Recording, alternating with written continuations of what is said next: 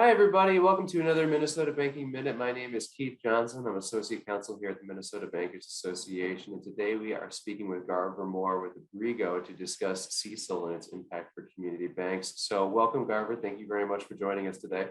Thanks, Keith, for the invite. Well, we'd first like to start out with CECL generally. What does this acronym stand for, and what does its impact for community banks? Yes, certainly. So CECL is it's an accounting standard. It's current expected credit loss, CECL. CECL. I've heard some hard C's, but that's a lot. Essentially, it's a change to the way we present the allowance for loan and lease losses. It becomes the allowance for credit losses. The fundamental principles change is we're taking into account expectations for the future, as quaint as that might seem right now. And that length of future encompasses the effective life of the loan. So it's essentially just an accounting change at the end of the day to the way this estimate is presented on the balance sheet.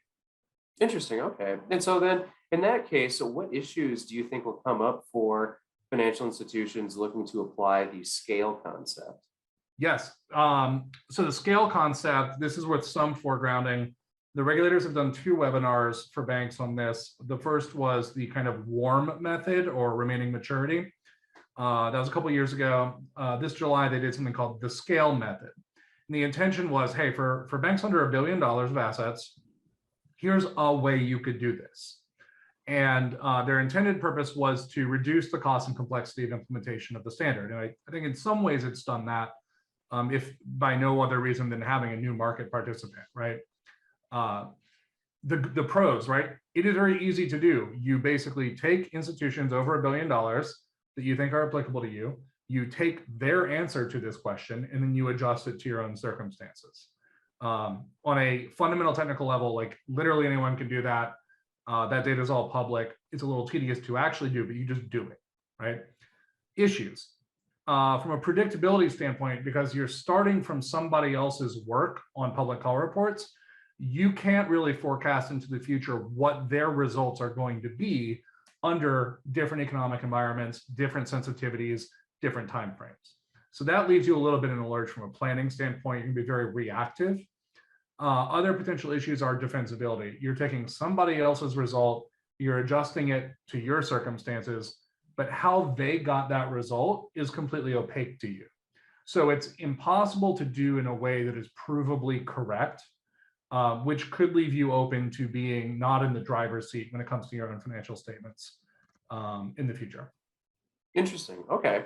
And in that case, then, how are implementation practices different for private and smaller financial institutions than they would be for the larger and public financial institutions that have already adopted this?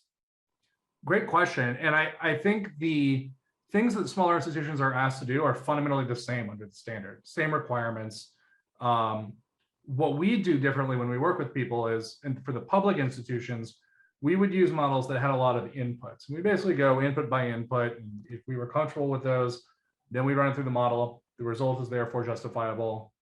Fair amount of work, but you're done, right? Smaller institutions, what we do is we take those inputs and we start smashing them together, making them less complex, fewer bifurcations, same underlying theory of what we're doing, but just less work to not only get there, but to sustain each quarter. Expectations are also pretty well established by now. The larger institutions went first.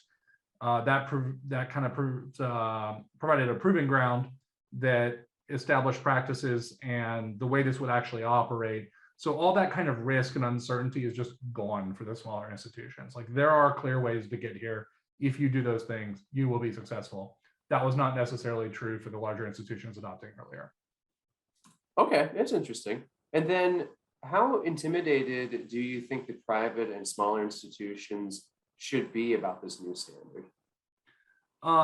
Intimidating, I think, is a very appropriate mindset to have 2016, 2017, 2018. As the larger FIs have gone through this, and there's been time to absorb what they've done, what was successful, what wasn't, I really don't think it's honestly that big a deal. It's a certain amount of work that must be done. It's a new accounting standard you have to implement. But if I compare it to other big accounting standard changes like revenue recognition, et cetera, that have you like looking through each contract, this is very solvable if you think through it, you do it in a sensible way. The level of complexity signaled, at least from the regulator side, seems pretty low.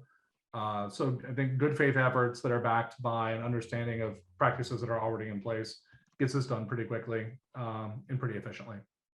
Okay, great. Well, thank you very much for that. That's an excellent explanation. And it sounds like there's a lot of resources for the community banks out there to be able to implement this new practice going forward. And we'd like to thank you very much for taking the time to talk to us today about it. So thank you very much, Garver, for joining us. Of course. Thank you, Keith.